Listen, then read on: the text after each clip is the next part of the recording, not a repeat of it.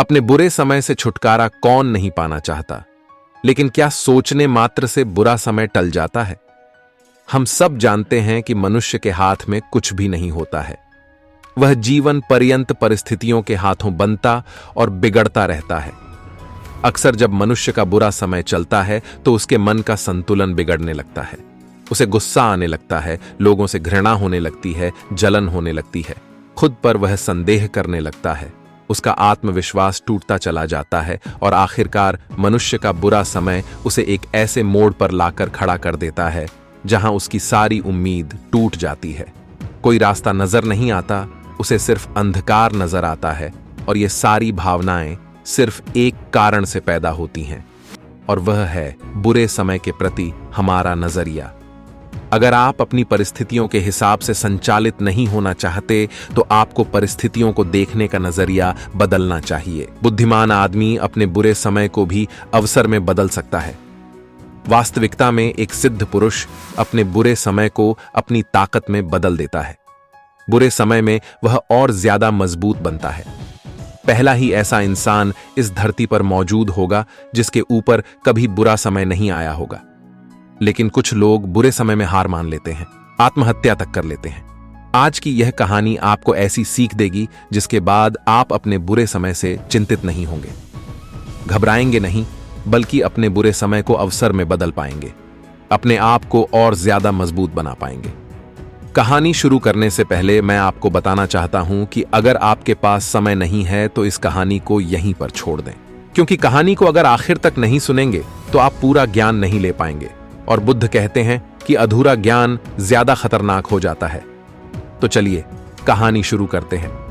अपना ध्यान कहानी पर टिकाए रखें, गहराई से बात का मतलब समझने का प्रयास करें।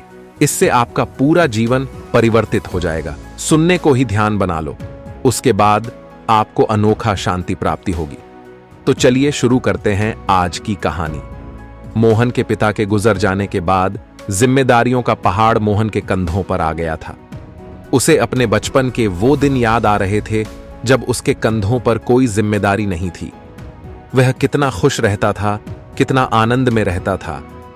किसी चीज की कोई चिंता नहीं, क्योंकि उस समय उसके पिता सारी जिम्मेदारियां निभा रहे थे। लेकिन अचानक पिता की मृत्यु के बाद मोहन एकदम अकेला हो गया।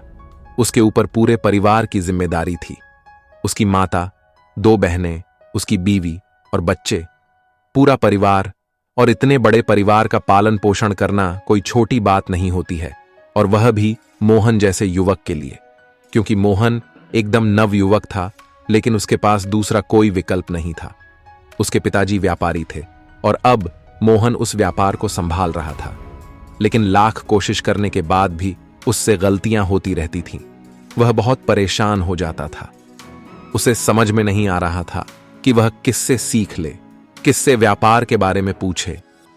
उसके पिता के जो कर्मचारी थे वह मोहन को गंभीरता से नहीं लेते थे, क्योंकि उन्हें यही लगता था कि मोहन अभी एक बच्चा है। मोहन के लिए अभी और ज्यादा बुरा समय आने वाला था। उसके पिता के एक कर्मचारी ने उनके व्यापार को हथिया लिया, उनको धोखा दिया और उसके बाद उस व्यापार को अपने नाम कर लिया। अब मोहन के पास कुछ नहीं था। उसका व्यापार छिन चुका था। उसे कोई काम भी नहीं आता था और अब इतने बड़े परिवार का पालन पोषण करना उसके लिए एक चुनौती हो गई थी। वह दिन रात उदास रहने लगा। जो लोग पहले उसके आसपास मंडराते रहते थे, उसके रिश्तेदार जो उसे अपना मानते थे, मीठी मीठी बातें करते थे, अब उन सब ने अपना मुंह मोड़ लिया था। कोई भी मोहन की मदद करने के लिए उसके पास नहीं आया। मदद करना तो दूर की बात रही, कोई उसे दिलासा देने तक नहीं आया। अब उसे दुनिया का असली रूप दिखाई देने लगा था और वह सोच सोच कर अपने मन में बड़ा दुखी होता था। वह यही सोचता रहता था कि जब मेरा अच्छा समय था तो मैंने कितने लोगों की मदद की, और जब मेरा बुरा समय आया तो मेरे पास कोई भी नहीं आया, न कोई रिश्तेदार और न कोई दोस्त। उसकी उम्मीद टूट चुकी थी। वह हार चुका था, अंदर से टूट चुका था। लेकिन उसने उन सब लोगों को सबक सिखाने के लिए खुद एक नया काम सीखना शुरू किया। उसने खुद का व्यापार शुरू किया, और ऐसा नहीं था कि व्यापार शुरू करते ही उसे सफलता मिल गई। नहीं, वह तो व्यापार के बारे में कुछ भी नहीं जानता था।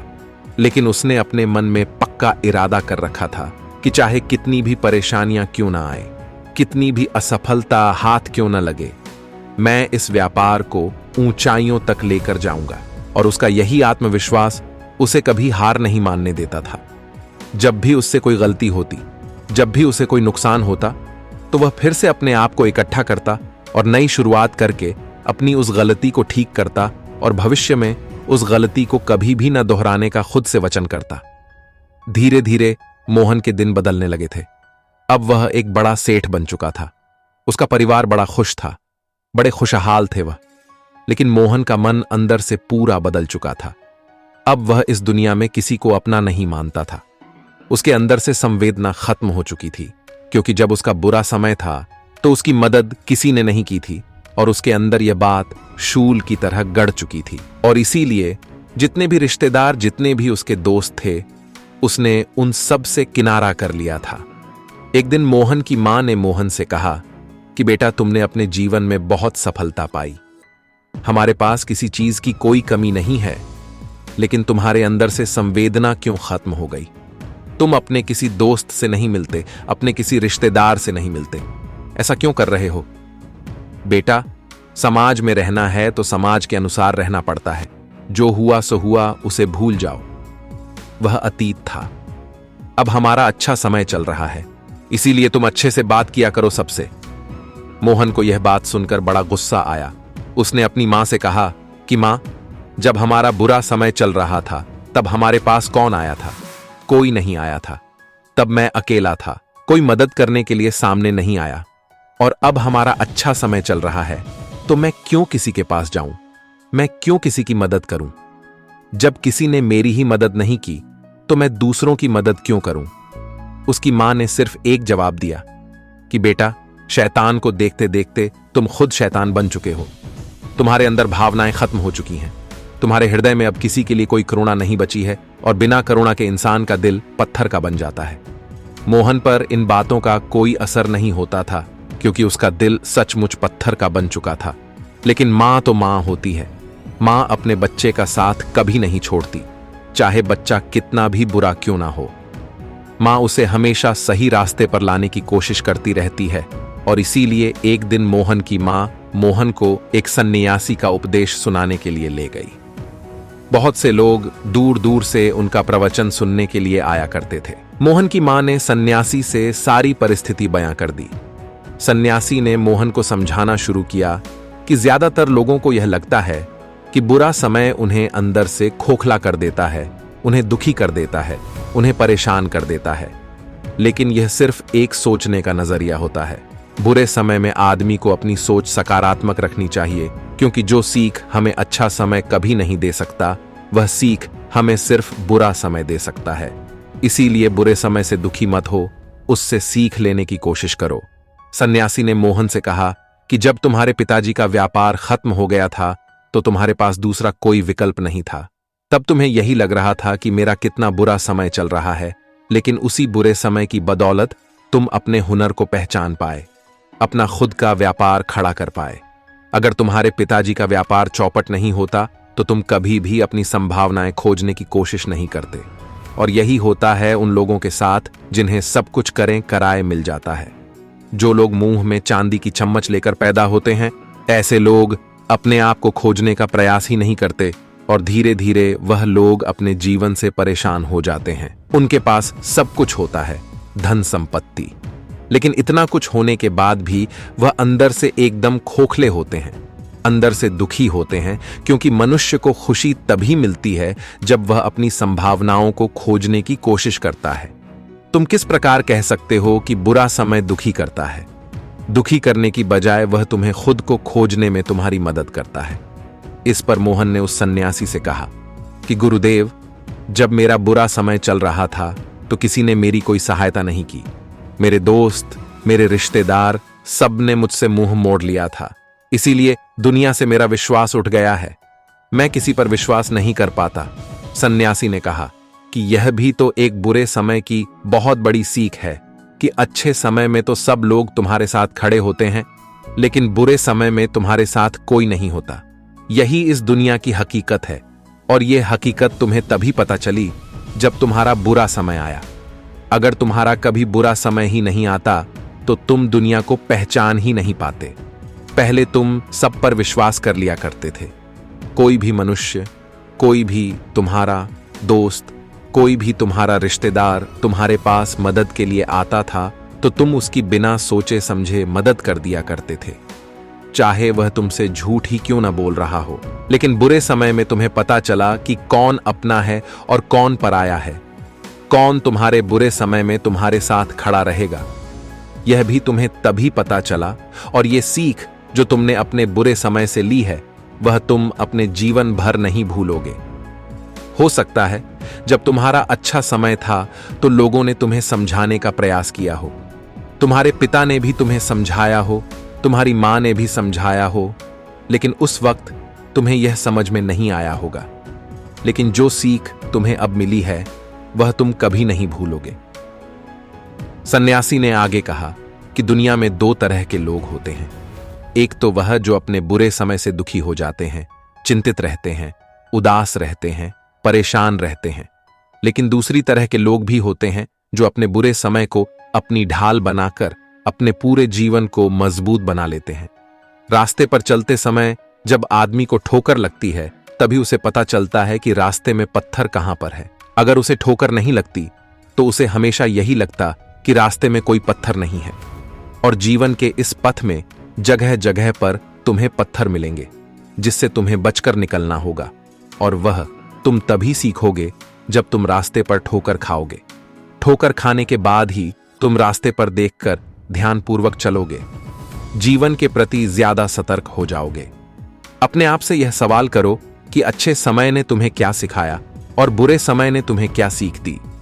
तब तुम्हें पता चलेगा कि बुरा समय तुम्हारे लिए अच्छा था, क्योंकि जीवन उसी से निर्मित होता है।